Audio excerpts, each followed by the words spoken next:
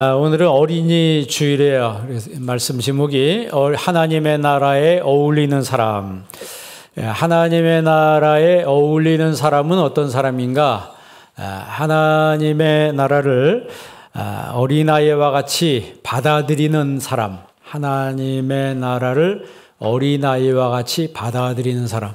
그럼 하나님의 나라를 어린이와 같이 받아들인다고 했는데, 그러면 도대체 어린이는 어떤 마음의 상태와 자세이길래 어린아이와 같다 이렇게 이야기하는가라고 했을 때, 이제 보통 크게 두 가지 얘기하죠. 어린아이는 순수합니다. 그래서 이 아이들은 진짜 순수해요. 때 묻지 않은 그런 백색의, 순백색의 마음을 가지고 있죠. 이 순백색의 마음에 어른들이, 부모들이 쓰기 시작하는 거예요. 무엇을 쓰느냐에 따라서 이 아이들의 정체성이 달라지기 시작하는 것입니다. 그리고 수용성이죠. 수용성. 아이 때는 다 받아들입니다. 좋은 거는 좋은 대로 다 받아들이고 나쁜 것도 나쁜 대로 다 받아들이는 거예요. 그래서 이 순백의 마음 속에 예수님의 십자가의 복음을 심어주는 것이 부모의 사명입니다. 어른들의 사명이라고 하는 거예요. 성경에는 그래서 어린 아이의 이야기가 많이 나옵니다. 특별히 위대한 인물들의 어린 시절 이야기가 성경에 이제 여러 군데 기록이 되어 있습니다. 이삭 얘기도 나오고, 이삭의 어린 시절 이야기도 나오고, 모세의 어린 시절 이야기도 나오고, 사무엘의 어린 시절 이야기도 나오고, 다윗의 어린 시절 이야기도 성경에 나오고 있습니다. 그러니까 이 어린이들이 많아야 돼요. 근데 사실 어떻게 보면 불행한 것 중에 하나가 뭐냐면, 우리나라가 저출산국이 됐다라고 하는 거죠. 아이를 안 낳는 그런 시대가 돼 버렸다. 딩크족이라고 그러죠. 더블 인컴 노 키즈라고 해서 수입은 2배인데 아기가 없다. 여기 젊은 우리 청년들이나 젊은 분들은 아기를 많이 낳아야 합니다. 그게 애국하는 비결이고 또 하나님께 영광 돌리는 거예요. 사실 두 사람 수입으로 자유롭게 사는 거는 어떻게 보면 편하고 좋은 거죠. 그렇지만 부부라고 하는 것이 항상 좋을 때만 있는 게 아니죠. 반드시 위기가 찾아옵니다. 그러나 그 위기가 찾아올 때 그 부부 관계를 끝까지 붙잡아주는 밧줄 같은 역할을 하는 것이 바로 자녀입니다. 만약에 자녀가 없으면은 그 부부 관계가 훼손되고 그 위기가 올 때 버텨내지 못하고 헤어질 가능성이 굉장히 많습니다. 그래서 서양에서도 자녀가 없는 부부는 쉽게 헤어진다, 그런 말이 있습니다. 그러니까 가정을 유지하는 게 쉽지 않다는 거죠. 오늘 말씀은 하나님의 나라와 어린이에 대한 말씀이에요. 하나님의 나라와 어린이에 대한 말씀인데 주된 핵심 언어는 하나님의 나라입니다. 그러니까 어린이도 하나님 나라에 들어가야 되고 장년도 하나님의 나라에 들어가야 되는 거예요. 그러면 하나님의 나라에는 어떤 사람이 들어가냐? 어린아이와 같은 사람이 들어간다는 거예요. 그러니까 우리가 성인이고 어른이라고 해서 육신적으로 오래 살았다고 해서 마음이 굳어진 돌밭 같은 그런 마음으로, 길바닥 같은 마음으로 계속 살아가면은 하나님 나라에 들어갈 수 없는 거예요. 어린아이와 같이 순수한 마음과 수용성 있는 마음을 유지할 때 비로소 하나님 나라에 합당한 사람으로 들어갈 수가 있게 되는 거죠. 오늘 15절 한번 읽어보면, 사람들이 예수께서 만져주심을 바라고 자기 어린 아기를 데리고 오매. 어린 아기를 데리고 왔다 그랬어요. 근데 이 어린 아기가 어떤 의미냐면 신생아를 말합니다. 유아, 브레포스라고 해서 이 아기들을, 그러니까 갓난 아기들을 예수님께 데리고 온 거예요. 그런데 제자들이 막 꾸짖었다 그랬어요. 그러니까 이런 사람도 있는 거예요. 정말 우리 아이를 예수님께 정말 이렇게 안수받고 축복받기 원해서 나오는데 제자들은 뭣도 모르고 막 꾸짖었어요. 왜 꾸짖었을까요? 시끄러우니까. 애기들은 막 울잖아요. 애기들은 막 울잖아요. 그냥 와서 우리 세례 받을 때도 보면 그냥 막 울잖아요. 그래도 엄청 이쁘잖아요. 여기는 우리 친구 중에 세례 받을 때 막 운 친구들도 있어. 기억이 안 나지만. 이 어린 아기들, 이제 브레포스라고 하는 이제 신생아, 막 태어난 이런 아기들, 태어난 지 얼마 안 되는 이런 아이들을 예수님께서 만져주시기를 원해서 예수님께 데려왔다. 그리고 그 다음 구절 16절에 보면은 예수께서 그 어린 아이들을 불러 가까이 하시고 이르시되, 여기서 어린 아이는 이 파이디온이라고 그래요. 파이디온, 우리 파이디온 선교회 있죠? 그 파이디온이란 말이 헬라어로 어린이란 뜻입니다. 그러니까 우리 교회 주일학교에 속한, 그러니까 여기 지금 우리 요 친구들은 전부 파이디온이에요. 파이디온이고, 집에서 어머니 품에 있는 아기들은 이제 브레포스라고 합니다. 이제 이런 아기들과 어린이들이 함께 예수님 앞에 나온 거예요. 이제 부모들이 데리고 온 거죠. 왜 데리고 왔냐 하면 예수님께서 이 아이를 만져달라고. 이 아이를 만져달라고 하는 것은 축복의 의미가 있는 겁니다. 이 사람이라고 하는 것은 이 복을 받고자 하는 본능이 있어요. 불신자든지 신자든지 그 누구든지 인간은 복을 받고자 하는 본능이 다 있습니다. 그걸 무시하면 안 돼요. 그런데 복을 주시는 분이 누구인지를 우리가 명확하게 알고 가야 된다는 거죠. 그런 의미에서 보면 오늘 우리들은 주소를 잘 찾은 사람들이에요. 왜? 우리 하나님이 복을 주신 분인 걸 우리가 알고 주님 앞에 왔기 때문에. 그래서 예수님은 이 아이들을 가까이 하신다 그랬어요. 왜 예수님이 아이들을 가까이 하신다고요? 아까 얘기했죠. 이 아이들의 특징은 순수하다. 두 번째는 수용성이 크다. 마음이 깨끗하고 마음이 때묻지 않았어요. 우리가 성장하면서부터 마음이 막 세상 때가 이리저리 묻고, 그리고 아이들은 수용성이 있는데 나이가 커가면서 수용성이 점점 떨어집니다. 의심하기 시작합니다. 진화론 예를 들면은 창조론을 어릴 때부터 하나님 창조했다고 하는데, 아니 학교 들어가면서부터 선생님이 진화론 가르치는, 창조한 게 아니라는 거예요. 그러니까 애들이 거기서 내가 잘못 배웠나 이렇게 되는 건다고. 그러니까 신앙이 똑바로 자라지 않은 아이들은 커가지고 이게 뭐가 내가 잘못 배웠는가 봐. 세상 선생님 얘기를 더 크게 듣는다고.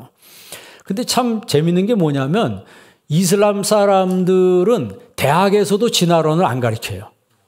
이슬람 사람들은 그 안에서만 사람들은 진화론이 뭔지를 모른대요. 아예 처음부터 커서 클 때까지 창조론만 가르쳐요.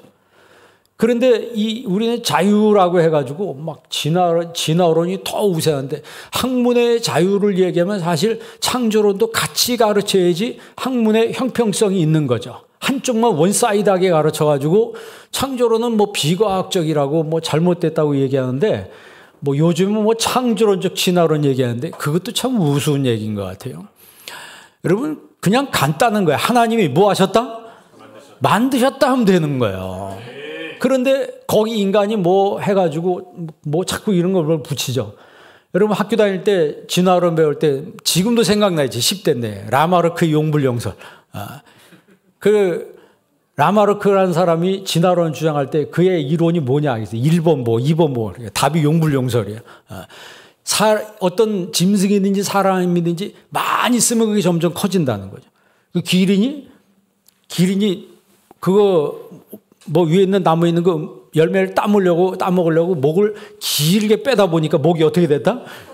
길어졌다. 그런 이제 라마르크라는 사람의 이론이 전 세계로 퍼져가지고 예를 들면 그렇다는 거예요. 진화론이 그렇다. 실제로 그런 건 아니잖아요. 하나님이 기린은 어떻게 만드신 거예요?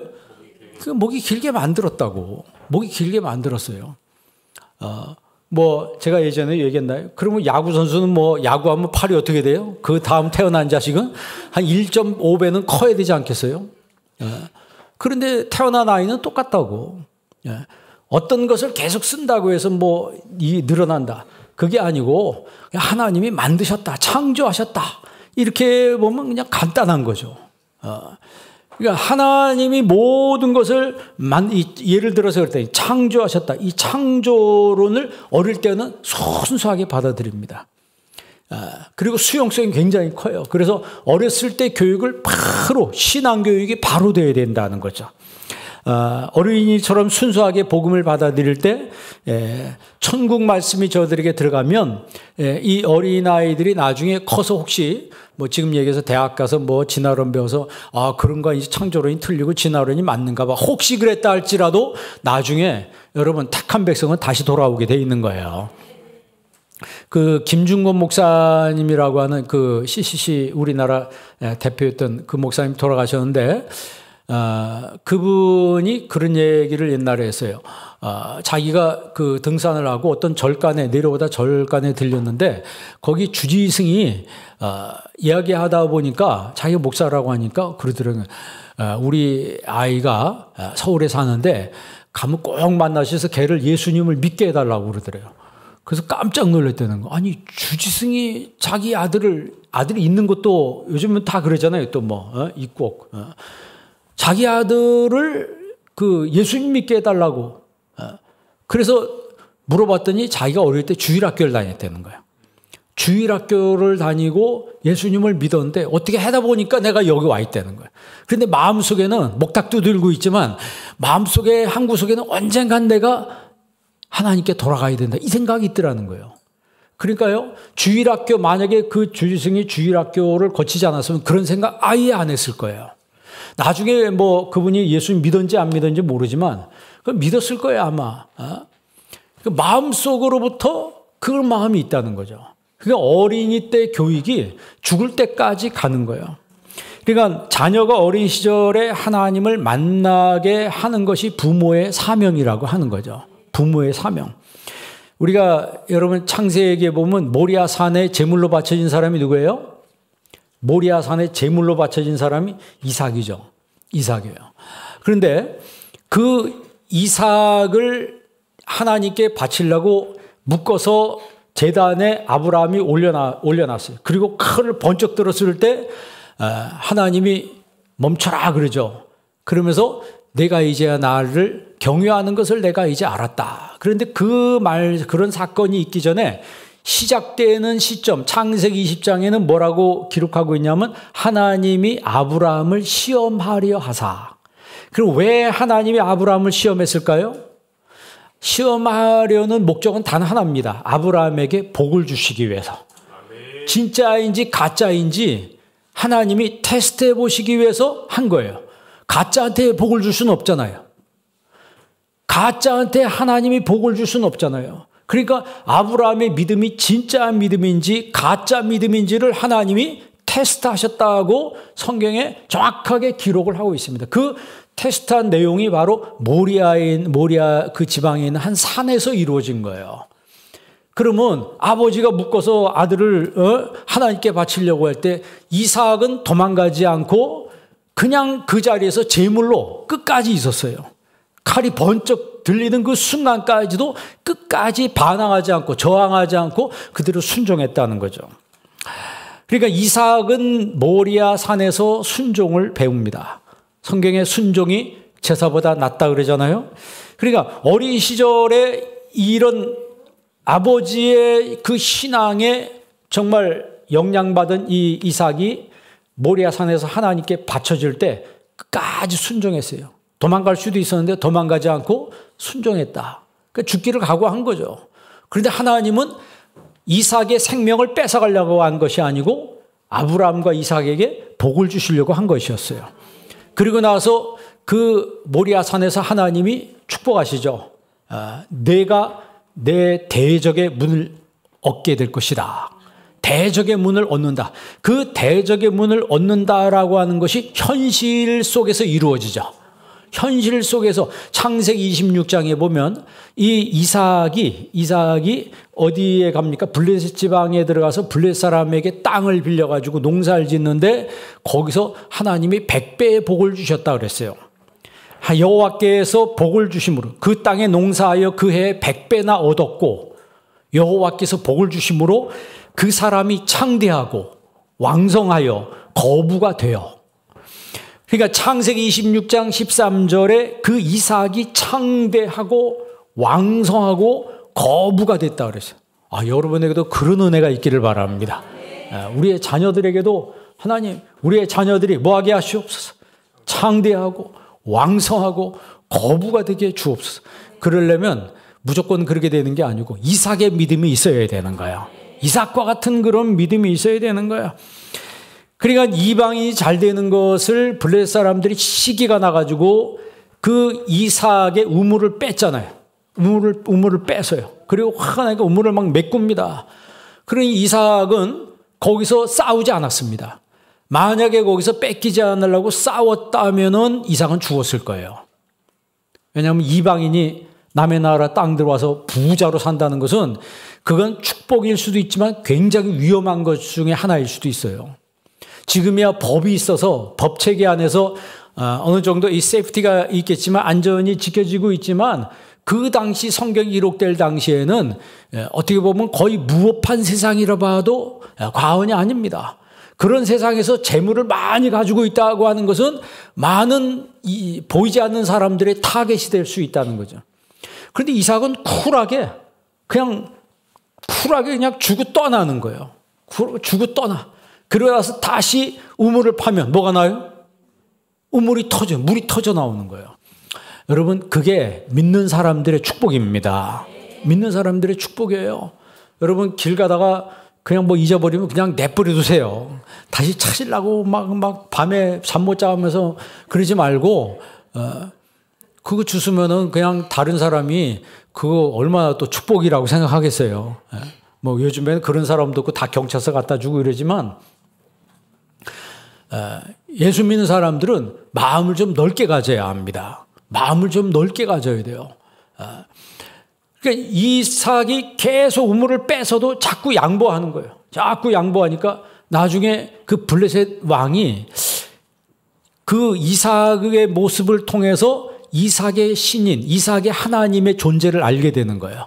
그리고 와서 이삭을 찾아오죠. 블레셋 왕이 이삭을 찾아와서 화친을 요청하는 어떻게 보면 묘한 장면이 성경에 기록이 되고 있습니다. 분명한 것은 모리아 산에서의 축복이 현실 속에서 나타났다는 거예요. 모리아 산의 이 축복이 여러분 자녀들과 여러분 삶의 현실로 나타나기를 축복합니다. 모세를 우리 잘 알잖아요. 모세가 여러분 갓난아기로 태어났다고 성경에 기록되어 있어요. 그러니까 지금 오늘 예수님께서 누가복음 18장 15절에 갓난아기, 이 브레포스라고 하는 이 말이 모세가 태어났을 때 그때 상황 굉장히 힘든 시기 아니었어요?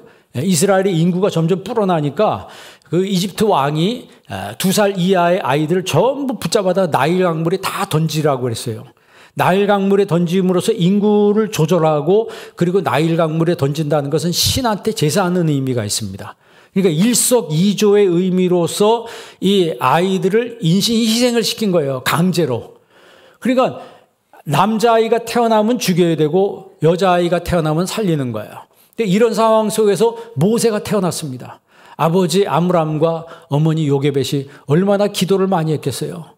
그래서 세 달을 지났는데 이 아이 울음이 노웅 차니까 아기가 응애하고 우렁차게 우니까 더 이상 숨길 수 없게 되었다 그랬어요. 숨길 수 없게 돼서 여러분 그 갈대 상자에다가 해서 나일 강물에 띄우잖아요. 그 갓난아기가 태어났다라고 했을 때 그 아기란 말이 70인경으로 번역될 때 브레포스로 번역이 됩니다. 오늘 예수님께서 갓난아기를 예수님 앞에 데리고 왔다라고 하는 똑같은 아기예요. 그러니까 이 모세도 부모의 기도로 성장하게 되죠. 물론 거기서 나일강에 뛰었는데 누가 그 아이를 발견합니까? 바로 공주의 이 딸이 바로 공주가 그 모세를 발견하고 자기 아들을 삼습니다. 그리고 왕자로 키워요. 그리고 누가 키웁니까? 실제 이 모세를 키우는 거는 요게벳이 어머니가 키우게 되죠. 그것도 묘한 거 아닙니까? 미리암이 옆에 가서 유모를 소개할까요? 했을 때 그 공주가 흔쾌히 이 미리암의 이야기를 받아들여서 유모를 데려오라 했더니 미리암이 누굴 데려오겠어요? 자기 엄마를 데려가겠죠. 그러니까 자기 어머니가 합법적으로 그것도 왕실에 들어가서 모세를 키웠다. 그래서 한 나라의 어떻게 보면 왕자로 모세가 성장을 하게 됩니다. 그런데 성경에 보면요, 그 모세의 부모가 자녀의 준수함을 보았다 그랬어요. 자녀의 준수함, 자녀의 아름다움을 보았다. 이 준수함이란, 아름다움이라는 그 말이 토부라고 그래요. 토부. 여러분, 이런 말 요즘 많이 쓰잖아요. 하나님 보시기에 좋았더라. 하나님 보시기에 좋았더라. 그게 토부예요. 창조하신 다음에 하나님 보시기에 좋았더라. 좋았더라. 그게 토부라고. 그러니까 아이들을 볼 때 우리는 어떻게 봐야 돼요? 하나님 보시기에 정말 아름다운, 하나님 보시길 때 하나님 보시기에 너무 좋은. 그러나 아이들을 볼 때마다 우리의 마음이 너무 좋아야 돼요. 누구 마음처럼? 하나님처럼. 그러니까 하나님은 어린이를 좋아하세요. 그러니까 어린이 때부터 자꾸 교회에 오도록 부모들이 만들어야 된다는 거죠. 자꾸 만들어야 돼요. 예배의 가치를 아는 부모는 자녀에게 엄청난 자산을 안겨주는 부모예요. 여러분, 여기 나온 우리 어린이들이 이삭과 같이, 또 누구처럼? 모세와 같이, 사무엘과 같이. 사무엘은 여러분 사실 어떤 사람이었어요? 사무엘은 한나가 아들이 없어서 기도로 낳은 아들이에요. 아이를 달라고 막 기도했어요. 그래서 아들을 주시면 하나님께 바치겠다고 그랬습니다. 그 소원 기도를 하나님이 들으시고 한나에게 하나님의 아들을 주셨어요. 그리고 한나는 이 아이를 젖될 때까지 키우다가 젖된 다음에 하나님의 성전에 갖다 바쳤어요. 그러니까 엘리 집안에서 자랐죠. 엘리 집안에서 자랐는데 그 성전에서 이 사무엘이 성장하는 그 과정을 하나님이 보셨다는 거예요. 그러니까 어릴 때부터 하나님을 예배하고 이렇게 오늘 찬양하고 하는 이 모습을, 우리 어린이들이 찬양하는 모습, 이런 거를 하나님이 다 보신다는 거죠. 왜냐하면 사무엘도 이 어린이처럼 이렇게 성전에서 이렇게 자란 거예요. 예배 드리면서. 그것을 하나님이 보시고 나중에 하나님이 사무엘을 민족의 지도자로 세우셨어요. 사실 거기 사무엘이 민족 지도자가 되는 것보다 원래는 누가 돼야 돼요? 홈리와 비느하스 중에 한 명이 돼야 돼요. 그게 원칙인데 홈리와 비느하스가 남봉꾼으로 살아요. 그러니까 하나님이 그들을 전쟁에 나가서 죽게 만들어요. 그러니까 하나님의 섭리는 참 묘합니다. 그들은 전쟁에 죽고 사무엘이 민족의 지도자가 되는 거예요. 그러니까 이 홈리와 비느하스가 남봉꾼 짓을 할 때 어린 사무엘이 그걸 봤겠어요? 안 봤겠어요? 그걸 봤어요. 그런데 따라하지 않았습니다. 따라하지 않았어요. 그러니까 어릴 때부터 자기가 구별된 존재라고 하는 것을 분명하게, 명확하게 그걸 알고 있었다는 거죠. 그러니까 우리의 자녀들이 세상에 나가서 남봉꾼 짓을 어떤 이런 거 저런 걸 봐도 영향받지 않도록 기도하는 부모가 되기 바랍니다. 올곧은 신앙으로 자라갈 수 있도록 부모의 기도가 얼마나 중요합니까? 여러분, 다윗도 그렇잖아요. 어린 시절부터 들에서 양떼 치면서 하나님 찬송하며 그렇게 지냈습니다. 이게 객관적으로 보면 다윗의 부모는 다윗이 있는지 없는지도 몰랐을지도 몰라요. 거의 방목 수준이었어요. 방목 수준. 사무엘이 그 집에 기름 부으러 왔을 때 형들이 다 사무엘 만나기 위해서 갔어도 다윗은 열외였습니다. 넌 여기 남아서 뭘 돌봐야 된다? 넌 여기 남아서 양 지켜야 된다 하고 내버렸다고. 그런데 하나님의 관심은 그 형들한테 있지 않냐고 누구한테 있었어요? 다윗에게 있었습니다.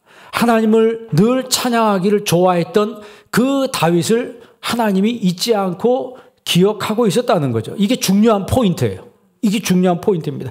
우리는 성경을 읽으면서 포인트를 잘 붙잡아야 합니다. 성경에 있는 삶의 방식을 찾아서 그걸 내 삶 속에서 실천하면 하나님의 언약의 축복이 나에게 현실이 된다는 거죠.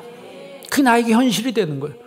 근데 이런 포인트에 대해서 관심이 없으면은 그냥 교회는 다닐 뿐이고 이렇게 돼버리는 겁니다. 자, 본문의 부모들이 어린아이들을 데리고 와서 만져주기를 원했습니다. 이 말은 축복해주기를 원했다는 거예요. 그런데 제자들은 화가 나가지고 애들을 막 꾸짖었다 그랬어요. 왜냐하면 아이들이 도움이 안 된다고 생각한 거예요. 우리가 신앙생활하면서 자기 생각이라고 하는 게 굉장히 위험한 겁니다. 자기 생각, 인간적으로 생각하는 거예요. 교회 안에서는 신앙적으로, 영적으로 생각해야 되는데 이걸 인간적으로, 세상적으로 생각하고 판단하는 사람들도 있다는 거죠. 뭐 우리가 새벽에도 말씀드렸지만 옥합을 깨뜨린 그 마리아라고 하는 여인이 헌신을 할 때 이 여인은 자기의 모든 것을 다 바쳐 헌신하는데 가룟 유다는 옆에서 그걸 비난을 했잖아요. 오늘 제자들이 막 꾸짖는 것처럼 정말 어떤 사람은 선한 동기로 막 기쁜 마음으로 자원하는 마음으로 하는데 또 어떤 사람은 이 옥합을 깨는 이 여인의 헌신을 보고 그것을 팔아서 가난한 사람들에게 나눠주었으면 좋을 뻔했느니라. 그건 무슨 생각이에요? 세상적인 입장에서 볼 때는 가룟 유다의 의견이 그게 정답이에요. 가룟 유다의 의견이 정답이에요. 그러나 예수님께서는 뭐라고 말씀하세요? 내버려두라 그랬죠. 이 여인은 내게 무슨 일을 했느니라? 좋은 일을 하였느니라. 그러면서 하신 말씀이 뭐예요? 어디서든지 복음이 전파되는 곳에서는 이 여인의 행한 일을 말하여 기념하게 하라. 그거 대단한 거예요. 예수님 뭐라고 그랬어요? 이것을 행하여 나를 기념하라. 그랬잖아요. 그런데 거기에 누굴 또 기념하라 그래요? 이 여자가 행한 것을 기념하라. 이 여자가 행한 것을 기념하라.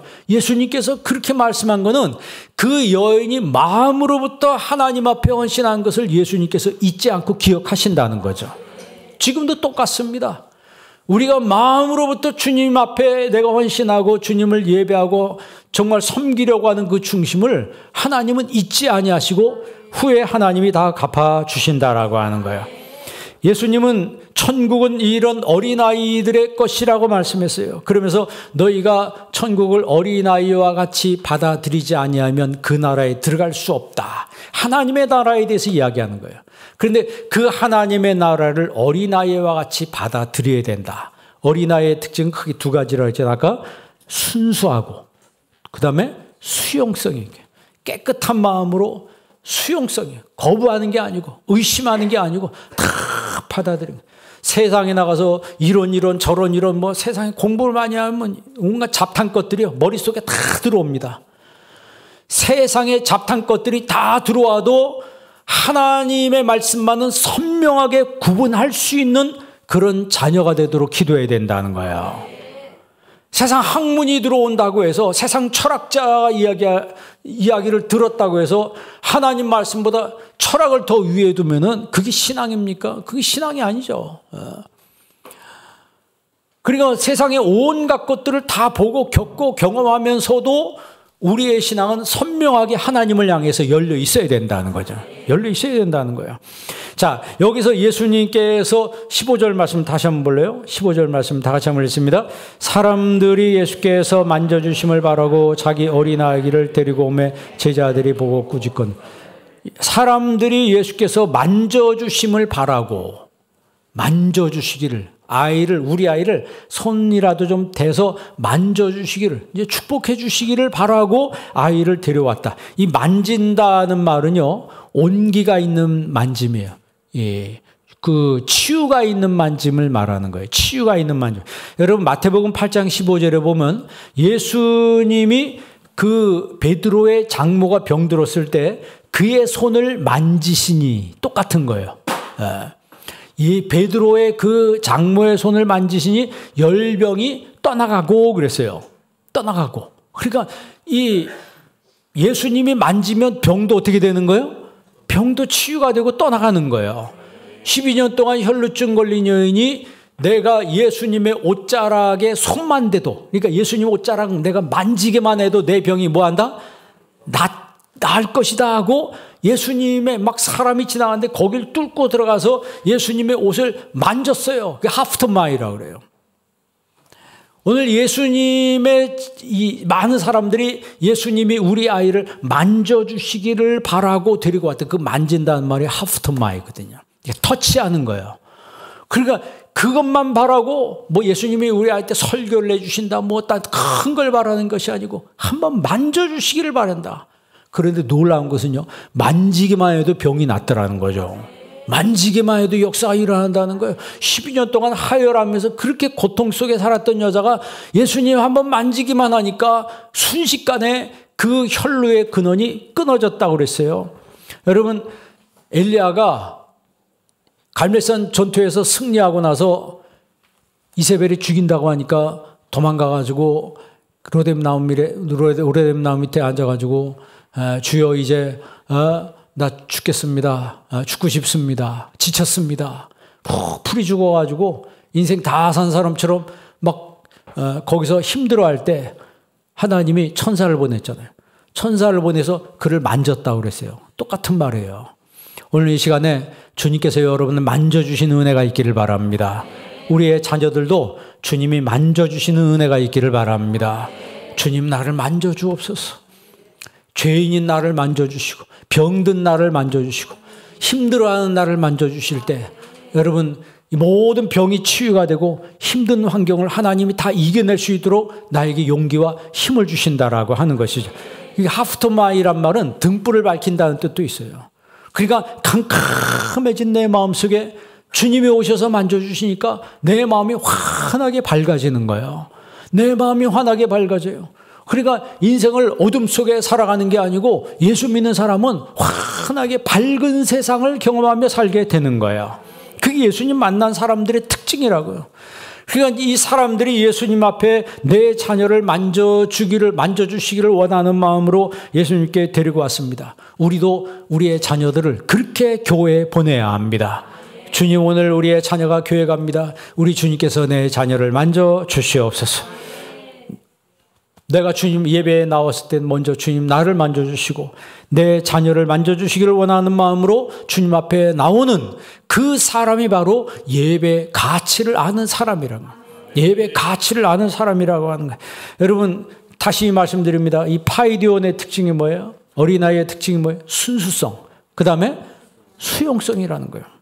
거기다 이제 의존성도 있지만 그 무엇이든지 그대로 받아들인 거예요. 천국 얘기하면 천국 얘기 그대로 받아들이고 지옥 얘기하면 지옥 얘기 그대로 받아들이고 그러니까 똑같이 성인된 우리의 마음속에도 이런 순수한 마음과 수용성의 마음이 있어야 된다는 거죠. 어린이처럼 순수한 마음으로 하나님의 나라를 받아들이는 그 사람이 바로 천국에 간다라고 하는 거예요. 여러분 17절 한번 읽어보세요. 17절 말씀 다 같이 한번 읽습니다. 내가 진실로 너희에게 이르노니 누구든지 하나님의 나라를 어린아이와 같이 받아들이지 않는 자는 결단코 거기 들어가지 못하리라 하시니라. 아멘. 여기 어린이들 천국이 있는 거 믿어요? 여러분 예수님 믿으니까 천국 가는 거 또 믿어요? 네. 어떻게? 언제 간다고? 죽은 다음에 간대. 야, 박수 한번 쳐주세요. 어릴 때부터 저렇게 신앙이 분명하게 들어가야 돼. 어른들이 볼 때는 재밌어서 웃는 것 같지만 저 아이는요, 저렇게 말한 게 노인이 돼서 죽을 때까지 그 신앙이 유지가 되는 거예요. 우리는 그냥 그때만 생각하는데 그렇지 않습니다. 그때 그것이 사진이 착각 찍히는 것처럼 마음속에 이게 찍히는 거예요. 그리고 잊어버리지 않습니다. 자기의 어떻게 지나가면서 들은 말씀인 것 같지만 아이들은 여러분 딴짓하면서 다 들어요. 여기 제가 우리 저녁 예배 때 예전에 같이 다 예배 드렸는데 어른들은 날 보는데 딴 생각하고 있고 애들은 딴짓하는데 말씀을 다 듣더라고. 제가 집사님들 얘기를 들어보니까 그래요. 엄마 아빠는 다 잊어버렸는데 애가 기억을 하더라는 거예요. 그러니까 집중도도 있고 순수하고 수용성이 너무 강하기 때문에 스펀지같이 다 빨아들이는 그때 아니에요? 정말 이런 어린아이 때 예수님을 믿을 수 있다는 것은 축복입니다.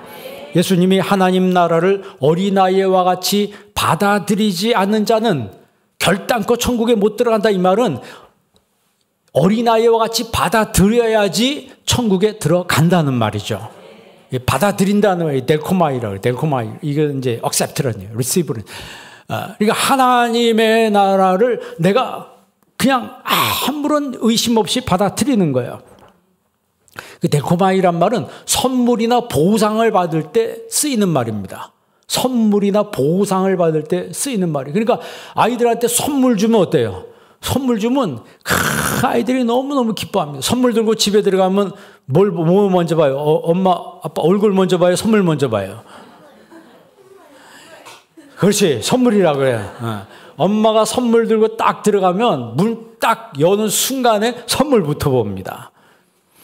그 선물을 받아들인다. 그게 데코마예요. 그러니까 그만큼 마음이 확 열려 있다는 거죠. 열려 있다는 거예요. 그러니까 하나님이 우리에게 구원을 선물로 주시는데 하나님보다도 우리에게 주시는 구원에 대해서 우리는 더 관심이 많아요. 우리가 성숙한 신앙은 뭐에 대해서 관심이 많아야 돼? 선물을 주시는 하나님께 더 관심이 많아야 된다 그러잖아요.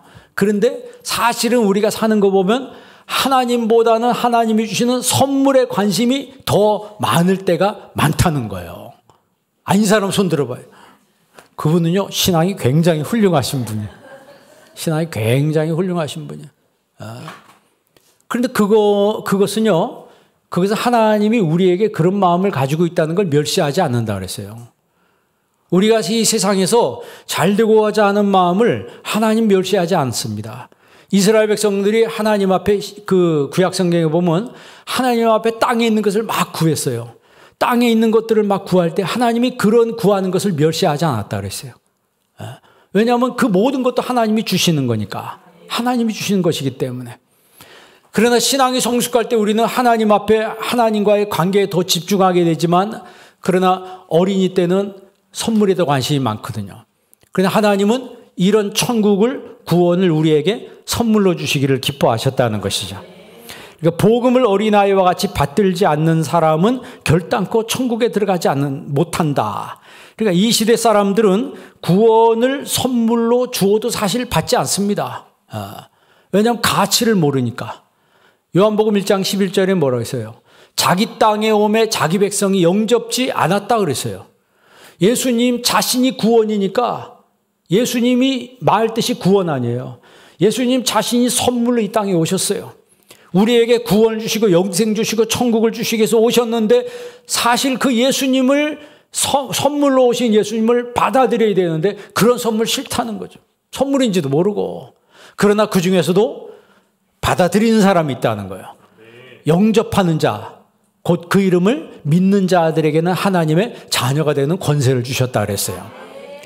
그러니까 이 땅에는 믿는 사람이 있고 믿지 않는 사람이 있어요. 선물의 의미가 무엇인지 아는 사람이 있고 모르는 사람이 있다는 거죠. 그렇게 볼 때 여러분 나에게 선물을 주시는 그 예수님의 의미에 대해서 명확하게 알고 구원의 가치에 대해서 명확하게 알고 믿는 여러분과 여러분 자녀가 되기를 바랍니다. 그래서 이 아이가 부모의 다스림을 수용하고 정말 신뢰하는 연령대가 바로 이 어린이 때다. 그래서 어린이 때 복음의 씨를 뿌려놔야 합니다. 복음의 씨를 뿌려놔야. 그러니까 자꾸 어린이 때 예배 하나님 앞에 데리고 와야 되는 거예요. 여러분 신명기 6장 6절에 보면요. 오늘 내가 네게 명하는 이 말씀을 너는 마음에 새기고 이 말씀을 너는 마음에 뭐하고? 새기고. 이 말은 수용성의 사람이 되라는 거예요. 말씀을 마음속에 새기라. 그 잊지 말란 얘기죠. 예루살렘 교회가 하나님 말씀을 들을 때 순전한 마음으로 들었다 그랬어요. 사도행전 2장 46절에 보면 날마다 마음을 같이하여 성전에 모이기를 힘쓰고 집에서 떡을 떼며 기쁨과 순전한 마음으로 음식을 먹고. 그러니까 예루살렘 교회 성도들의 마음의 그 특징을 순전한 마음이라고 그랬어요. 그 순전한 마음이 순수성, 또 수용성이라고 하는 거죠. 여러분 베드로전서 2장 2절 한번 읽어볼래요? 베드로전서 2장 2절 다 같이 한번 읽습니다. 갓난아기들 같이 순전하고 신령한 젖을 사모하라. 이는 그로 말미암아 너희로 구원에 이르도록 자라게 하려 함이라. 아멘. 갓난아기들 같이 순전하고 아폴로테스라고 그러는데 깨끗하고 단순하다 이 말이에요. 그러니까 아이들같이 순전하고 애들은 단순하잖아요. 어른들은 뭐하고? 복잡하고. 여러분 마음 복잡한 사람 있어요? 교회 오면서도 마음이 복잡하고 말씀을 들으면서도 마음이 복잡하고 그건 참 어떻게 보면 하나님 보실 때도 너무 안타까운 거예요. 그러나 내가 어린아이와 같은 이 순전한 마음이 돼 있다. 깨끗하고 단순한 마음이 돼 있을 때, 그러니까 하나님 앞에 와서 나를 단순화시켜야 합니다. 단순화시킬 때 은혜도 쉽게 받는 거예요. 은혜도 쉽게 받는 거예요. 왜? 갓난아이들 같이 순전하고 신령한 젖을 사모하라.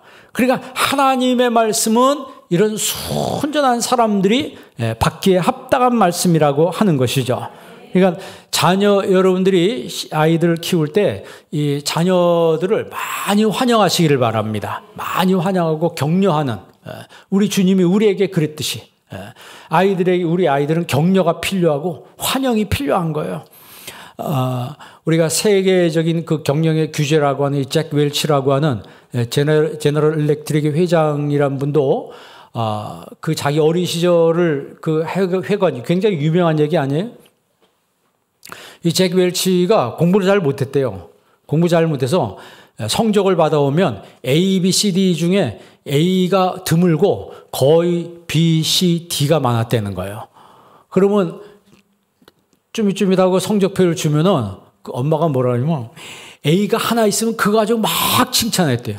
그러면 웰치가 뭐라 하냐면 D도 있잖아요. 그랬더니 자신이 없으니까. 그랬더니 얘야, 너 A가 하나 있는 거는 다른 과목도 다 A를 할 수 있다는 거야.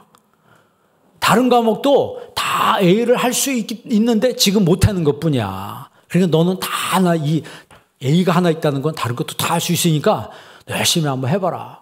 그러니까 이 아이가 그 말이 마저히 틀려요. A를 하나 맞았다는 그 하나만 가지고 칭찬을 막 크게 해줬다는 거예요. 그러니까 이 아이가 공부를 못했어도 자신감이 있었다는 거예요. 또 하나는 이 잭 웰치가 말을 더듬었대요. 말을 더듬어서 아이들한테 놀림을 많이 당했답니다. 근데 엄마가 뭐라고 얘기하지만 네가 왜 말을 더듬는 줄 아냐? 너 머리 회전이 너무 빨라서 그래. 머리 회전이 너무 빠른데 이 혀가 못 따라가서 그런다. 그러니까 말이 돼야 안 돼요. 그것도 말이 되거든, 자기가 생각해 보니까. 그러니까 친구들이 와가지고 너 말 더듬다고 어쩌고저쩌고 놀리면은 야, 너 모르는 소리 하지만 내 머리 회전이 너무 빨라서 그런 거야. 그때 이제 뭔 모르고 엄마 말 믿고 이제 막 그렇게 얘기를 했다는 거예요. 나중에 성장하면서 이제 엄마가 그렇게 이야기한 것은 나를 기살려 주려고 이제 했던 얘기라고 하는 걸 본인이 알게 되는 거죠. 그러니까 그 어머니의 그 교육과 어머니의 말이 자신의 오늘을 있게 했다. 그러니까 오늘의 이 경영의 모든 마인드는 어머니로부터 배웠다라고 하는 것을 이 잭 웰치가 이야기를 합니다. 그만큼 어머니라고 하는 그 역할이 굉장히 중요한 거죠. 그 어머니의 사랑과 그 인내와 그 어머니의 격려의 그 힘이 오늘날 세계적인 경영가를 만들어냈다라고 하는 거죠.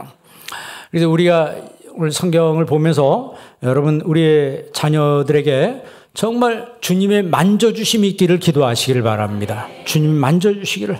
그래서 하나님 나라에 어울리는 사람, 어떤 사람이에요? 하나님 나라에 어울리는 사람. 정말 주님의 나라를 어린아이처럼 받아들이는 사람. 오늘 하나님 나라에 어울리는 여러분과 여러분 자녀가 되길 주의 이름으로 축원합니다.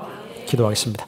좋으신 아버지 하나님, 오늘 주일학교 어린이들과 함께 예배를 드렸습니다. 주께서 우리들에게 하나님의 나라를 받아들일 수 있는 믿음과 은혜를 더하여 주옵소서. 그리하여 하나님 나라에 어울리는 우리의 자녀와 우리 어른들이 부모들이 되게 하여 주옵소서. 예수님의 이름으로 기도합니다. 아멘.